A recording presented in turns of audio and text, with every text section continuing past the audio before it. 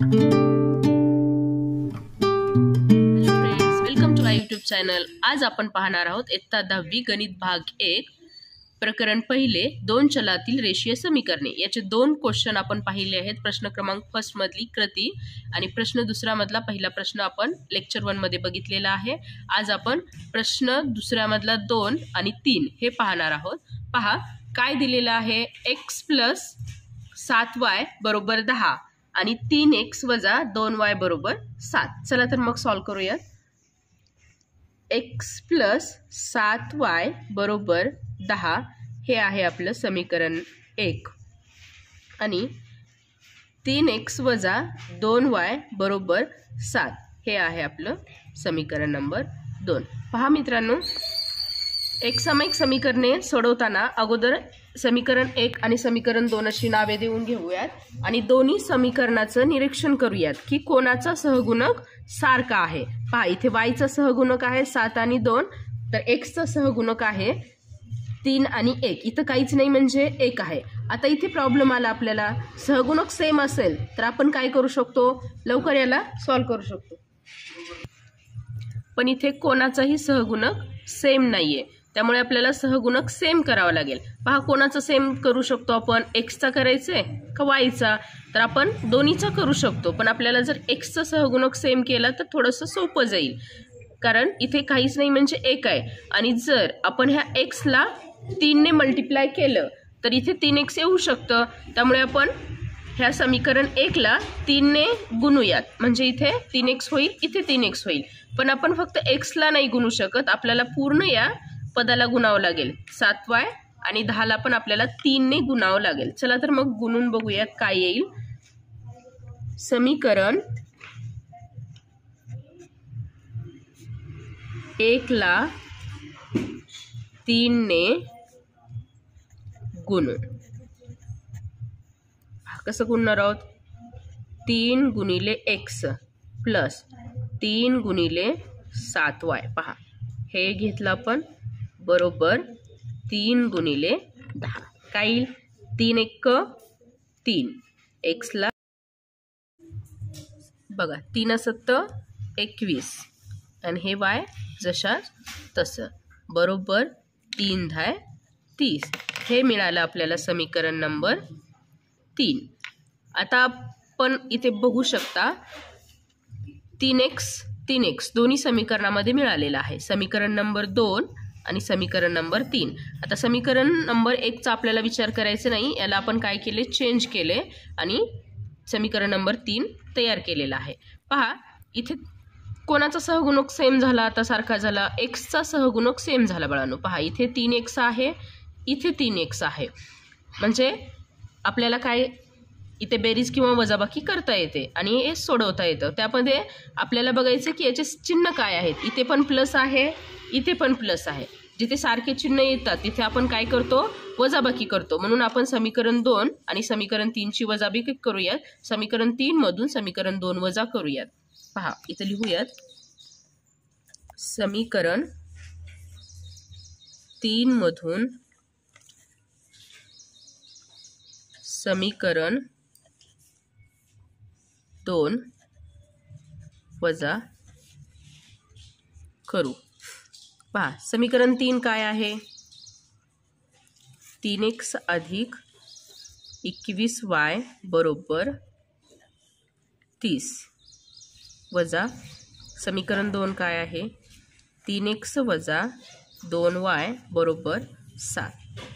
वजाबाकी करताना खालचे चिन्ह बदलतात। पहा वजाबाकी का केली आपण, कारण दोघांचे चिन्ह समान आहेत। इथे प्लस आहे, प्लस आहे। जेव्हा सारखे चिन्ह येतात त्यावेळेस आपण वजाबाकी करतो आणि भिन्न चिन्ह येतात त्यावेळेस आपण बेरीज करतो।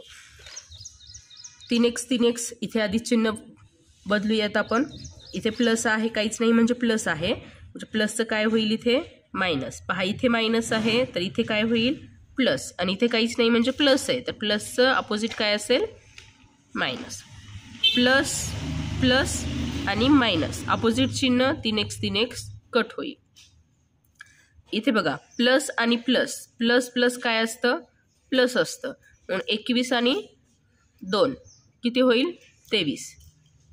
हे y तशाच तसं बरोबर चिन्ह इथे काय आहे प्लस आणि मायनस, प्लस मायनस मायनस होतं, 30 मधून 7 गेले 23 राहिले. y आपल्या जागेवरती 23 आपल्या जागेवरती अपॉन हे 23 आले इथे, 23 एक्क 23, y बरोबर 1.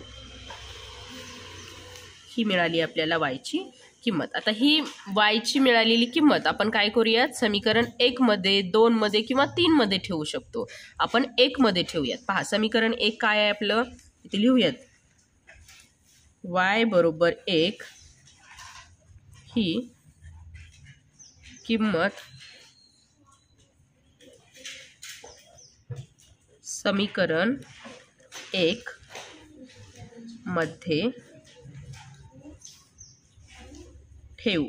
पहा समीकरण 1 कोणतं आहे, x प्लस 7y बरोबर 10. एक्सच्या ठिकाणी x प्लस 7 ला 7 इंटू वायच्या ठिकाणी आपल्याला काय ठेवायचे 1 बरोबर 10. x प्लस 7 एक्क 7 बरोबर 10. x बरोबर, बरोबरच्या नंतर 10 आहे, 10 आपल्या जागेवर मायनस 7. x बरोबर 10 मधून 7 गेले 3 राहिले. x ची किंमत काय मिळाली आपल्याला 3. मग उकल काय लिहिणार तुम्ही इथे, उकल x, y. x ची काय मिळाली आहे 3, y ची काय मिळालेली आहे 1. हे अशा प्रकारे गणित आपण सोडवू शकतो.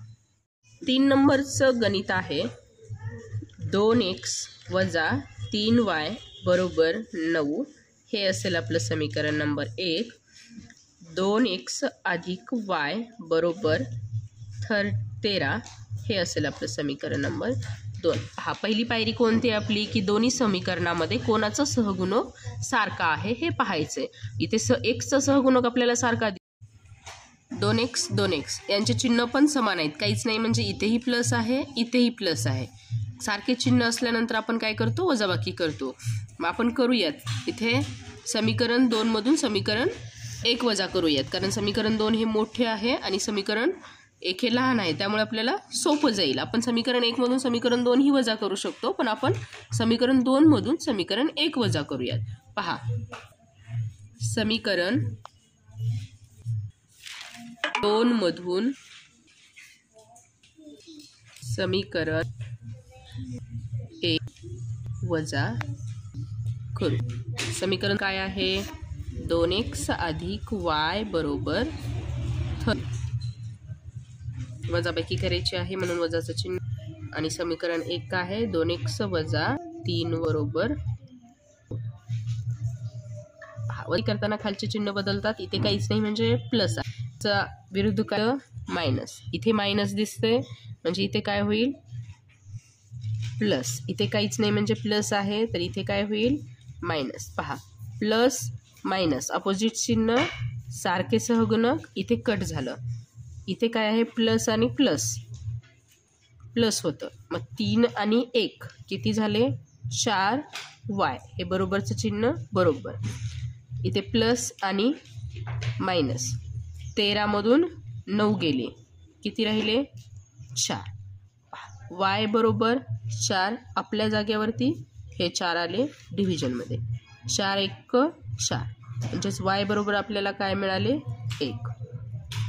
पहा y बरोबर 1 मिळाले. y बरोबर 1 ही किंमत आपण काय करूयात, समीकरण 1 मध्ये ठेवूयात. मी सांगितलंय तुम्हाला की समीकरण 1 मध्येही ठेवू शकतो आपण आणि 2 मध्येही ठेवू शकतो, पण आपण काय करूयात 1 मध्ये ठेवून बघूयात. y बरोबर 1 ही किंमत समीकरण 1 मध्ये ठेवू.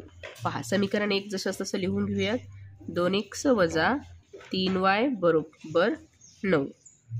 इथे 2x जसं तसं वजा 3, yच्या ठिकाणी काय करायचं आपल्याला 1 ठेवायचं, 1 बरोबर 9. 2x आपल्या जागेवर वजा 3 एक्क 3 बरोबर 9. आता हे बरोबर चिन्ह आपण इकडे घेऊयात, आपल्याला x ची किंमत पाहिजे म्हणून 2x बरोबर 9 आपल्या जागेवर, हे मायनस आहे इकडे येऊन होईल प्लस 3. 2x बरोबर 9 आणि 3 12. आता हे x बाजूला येईल, 12 आपल्या जागेवरती आणि हे 2 खाली येतील. बेसही 12. x बरोबर 6.